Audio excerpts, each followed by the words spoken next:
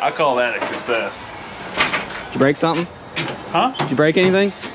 Broke the parts, that's about it.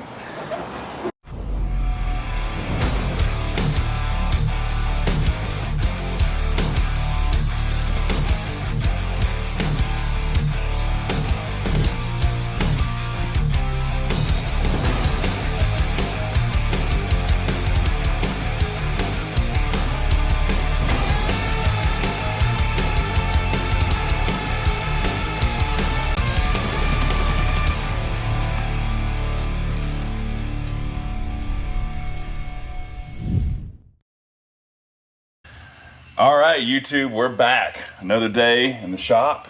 It is so hot. I don't know where you're at or when you're watching this, but it is a scorcher. But we're still gonna make some progress. So let me catch you up on where we're at.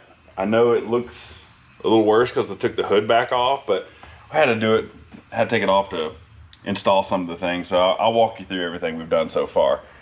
I've done a bunch of work this week in between things, little fiddly stuff that really wasn't worth filming, but I'm going to explain to you and describe how I did it so that if you decide to tackle this project or a project like it, it'll give you a good idea how to do it. So I'll show you a couple little things I've done this week. All right, so starting under the hood, as you can notice, we have inner fenders. That's big progress here. What we did, as you can see, I cut him off way over here at the firewall because none of that shape would work with the suspension and whatnot. So we still wanted to retain them because I hate seeing the top of the tire, and the tire throws up so much nastiness, so we just had to cover those. And also serves as a great place for us to mount our fuse box and blah blah blah. So we'll show you what we did here. Obviously the main underhood fuse box here. I just took the stock bracket. These ears were like turned and flipped and moved all around. I took the metal bracket loose from the box, took it over to the anvil, flattened them out, through bolted it now. Got a nice sturdy fuse box mount. I obviously had to cut the inner fender off here to put our battery tray. Now hopefully we can put a screenshot. This is the battery tray we used. Works really well, bolt-in design, 4 bolts. Had to trim this ear, shorten it up just a little bit, but looks good. This is the location in reference to the motor where the Crown Victoria battery was. So that saved us from having to like stretch battery cables and all that stuff, add additional cost and weight, trying to really stick to this budget here. So only cables we had to extend it. So the main ground and power cables, we reused those, but each one had like a secondary, like, so this is the ground. It had like a secondary ground strap, and it was about, I don't know, 3 or 4 inches too short. So we made a extension, new one of those. Same thing for the power. It runs, the main power obviously goes to starter. This one goes to the fuse box. This was a little short, so we just made a new one, bent it over so that all this still clips and fits like it's supposed to. This will all get zip tied and made nice and pretty when we got the battery in. So this side is pretty much good to go. We got this part of the P71, so like this goes to the blower motor we're not using, as does that. But the P71, it had this extra harness here for accessories. I don't know what I'm gonna do with that quite yet. I'll fill you in when I figure it out. The middle part of the harness, it sits up here pretty nice. Still got to zip tie this up, make some little brackets and whatnot. We're just trying to get all the wiring just kind of laid into place. You want the wiring to sit kind of naturally in the same position that it was, so that you're not putting a lot of stress and strain on the wires and potentially pulling plugs and connections loose. On this side, you have to excuse the mess, we're actually working. Inner fender in, obviously trimmed around the air box for it to sit down in. Gonna make one little mount here. ECU, same thing on the other side. We took the bracket off, bent the ears around, trimmed them. You can kind of see here, 3 bolted, one there, one over here. So ECU's nice and sturdy mounted. Obviously we have brake booster now. This was so good. Big step, because I actually get to, you know, stop it when I'm pushing it out of the shop now. So brake booster mounted. I'll show you a little more from the inside on that. I made a delete plate. So the factory brake and clutch masters were here, and it had a bunch of weird shaped holes, a bunch of little holes around it. So what I did, I just made a block off plate around each hole. I seam sealed it really well, put it up on there, and then I used, well, that's one bolt for the dash reinforcement, and I use these little screws here, and those are coarse threaded. I think they're number 10s, and screwed it all the way around and seam sealed it. So saved a lot of time, and I mean, it's never gonna leak, it'll be fine. All these other little holes are gonna get rubber body plugs. I ordered an assortment from Amazon, so we'll see how that goes. And I decided to use this as the location for our harness to go through. So trim the holes. I cut the firewall out of the Crown Victoria and used it as a pattern, as a template, to know the size of the holes and where to put them. So they're gonna live right there. That's gonna be good to go. And I think that's all we've done under the hood. Let's move on to the dash. Ignore this jumble of snake here. We'll get to that in a minute. First thing you'll notice is the floor's painted. Turned out really cool. Used Old Trusty here, the chassis saver, antique satin. This stuff is the truth. Use it on everything. Brushed it on. The reason I brush this stuff on is so that you can kind of like push it up under all the edges and like really get it down in some of the pitting and whatnot. Wire brush the whole floor first, and then use that, and then yeah, it's good. Never have to worry about it. Now that this is cured, we can go back and seam seal all our edges, but we'll wait till we get done messing around inside the cab. So, moving inside here, you can see, oh, we have pedals. Also a mess, you'll have to excuse that, but we have pedals, which is huge progress here. So let me kind of show you what we did. So obviously, Crown Victoria pedal has 3 bolt holes. 1, 2, third one that goes in over here you really can't see. So what I did is the plastic mount has bosses on the back of it. I just trimmed this boss down because you can see there's a high spot in the firewall. Just trimmed that boss down so that all of them would sit up against it flush, mark my holes, put nutserts in, and good and sturdy. So that one was pretty straightforward, but couldn't get it until I knew the location of my brake pedal. So for the brake pedal, I kind of just winged it. The top, so looking at it from in here, the top right hole would essentially be the bottom left hole of the factory brake master, or actually, I take that back, the factory clutch master. So I reused that hole and then drilled 3 more, 1 main hole for the middle, and now we have brakes. So that worked out really well. You can see here, reused one of the, I don't even remember what went through that hole, but that is now our shift cable hole. And this one, real excited about this. Reuse the stock Crown Victoria e-brake. So this has 3 mounting points. 1, 2, and there's a third one hiding up in there. So what we did for this, made just a mount. So all of those 3 points are on the same plane. So basically made a big triangle out of some nice 3/16 thick flat bar, and then welded that triangle, well, excuse me, made the triangle from 3 points, welded nuts on the back side of it so that these bolts could go through, and then welded that triangle to the inner kick panel here, and then bolted it up. So, I mean, that was just as straightforward as it gets. This already had 1 little hole, just trimmed it down to be flat on top, put a nutsert in there, so now we have an e-brake. Cable just goes straight down through the floor, hooked right up, no real modifications there, so that was real straightforward. Now what wasn't as straightforward is in here. Now this is probably the most time-consuming part of the build so far. Let me get you a good angle here.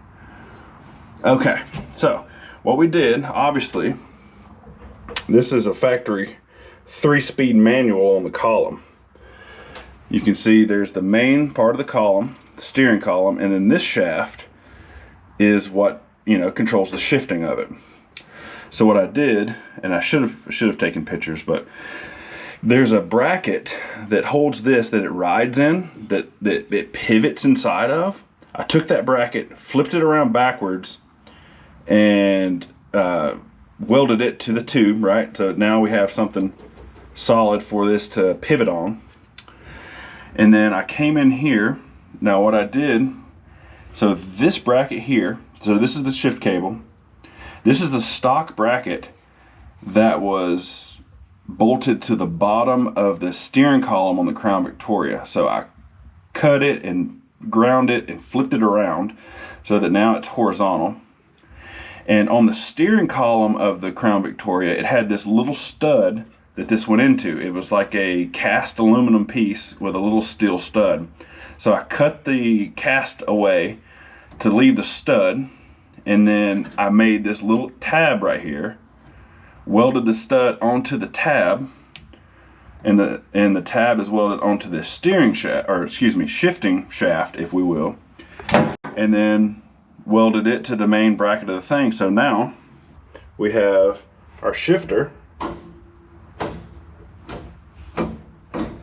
I can get all the gears all the way back to park with our stock shifter. So we get to retain all of this look, all of the cool vintage design here, but because of a little engineering and a little time, we get to use all the modern automatic conveniences.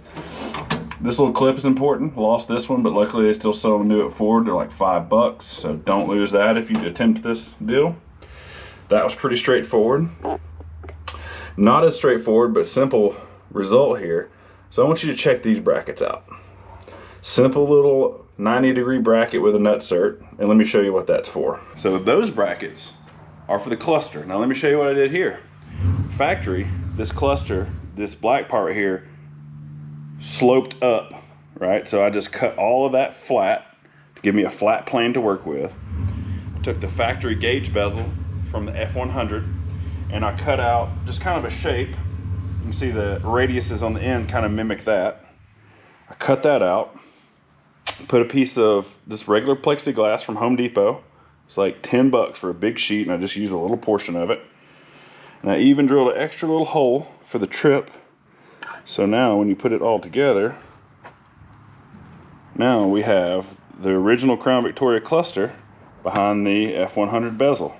And the way this will go together is these two screws that I have in here, they hold the plexiglass, and then, get this here, these other screws will all, these hold it to the truck, to the dash, right? So the way this will go together is we'll put this in first. Those 90-degree brackets I just showed you, they bolt the cluster here, and this will go together, and this will fix the bezel to the dash. So yeah, you'll have the modern look, and all your Christmas tree of lights will be on right here in front of you. So we're not gonna put all this together until we know the truck runs and everything, because we'll have to be pulling the cluster out to check grounds and modify Lord knows what. So another little victory that we had this week.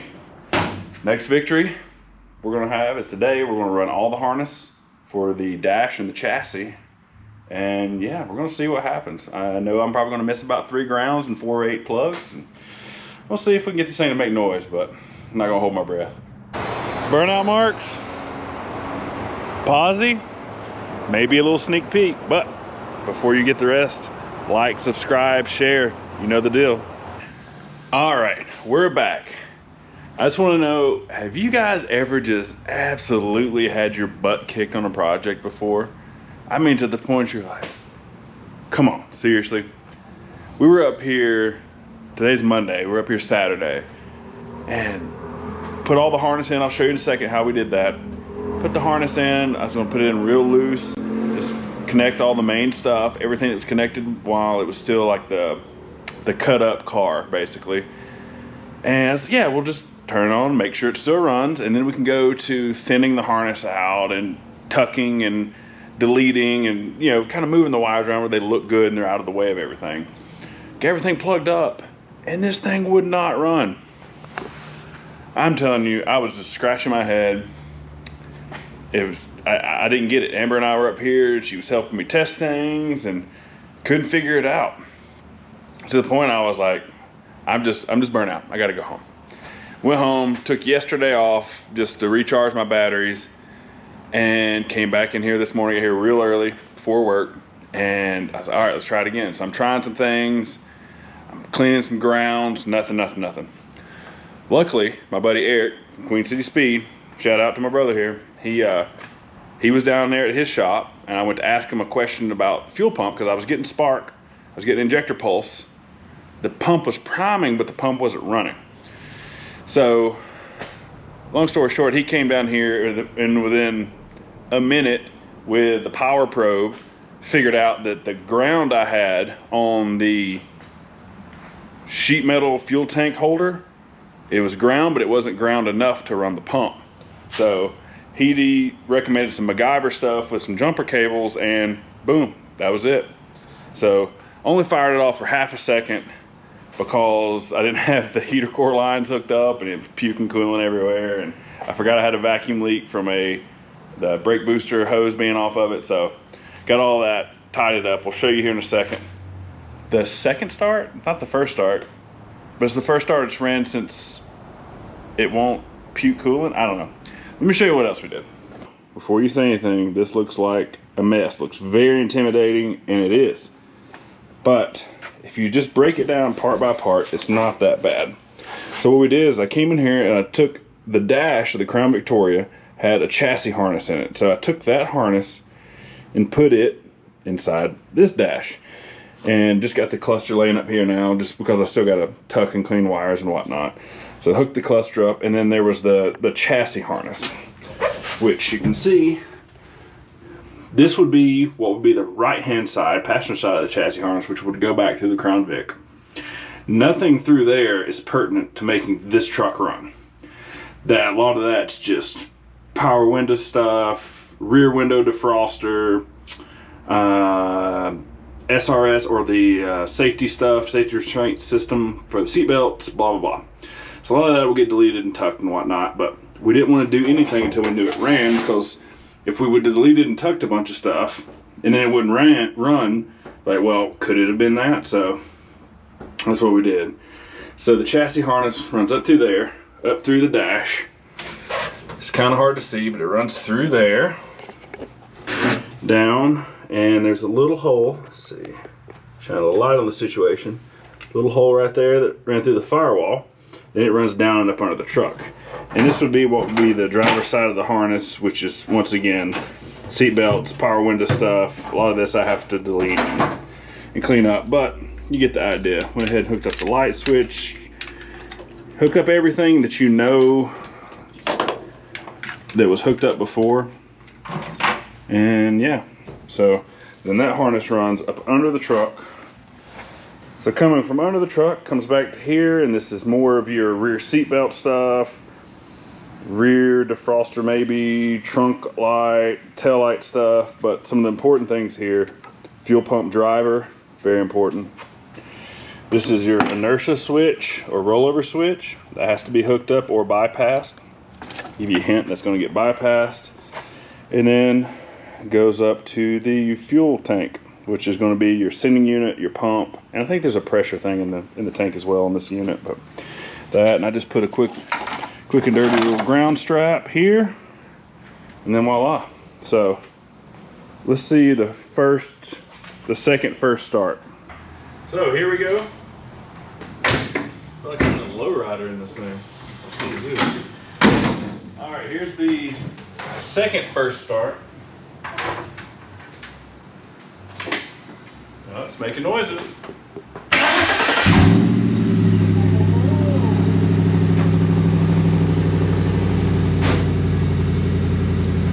Now we gotta see if it'll take gear. We got brakes.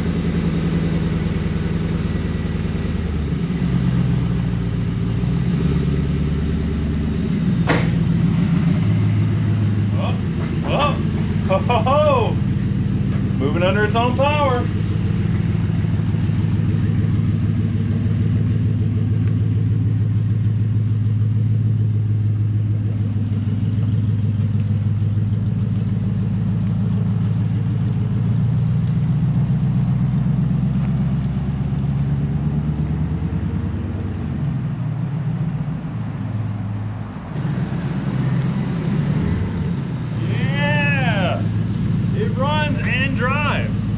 But the most important question, does it burn out?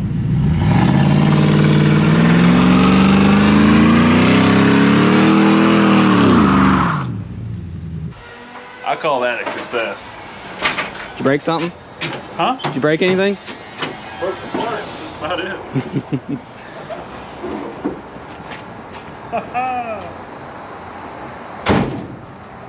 Yes, there's nothing like the feeling of the first drive and obviously the first burnout. Yes, there's plenty of work to do. Still got to tidy up all this wiring, there's bed stuff, there's dash stuff, there's whatever, but it moves under its own power, it turns and steers. It's not such a burden to have in the shop anymore. Yeah, I think this is a successful day. But unfortunately I have to get back to my real job because this is still Monday. But yes, it's pretty sweet. What do you think, Taylor? I like it. You like it? I like that it turns both wheels. Oh yeah. Yeah, one of the things I looked for was a 355 locker just for that. So yeah, cool. Hey, thanks for tuning in. We're gonna get some more work done for you. Until next time, don't forget, like and subscribe. See ya.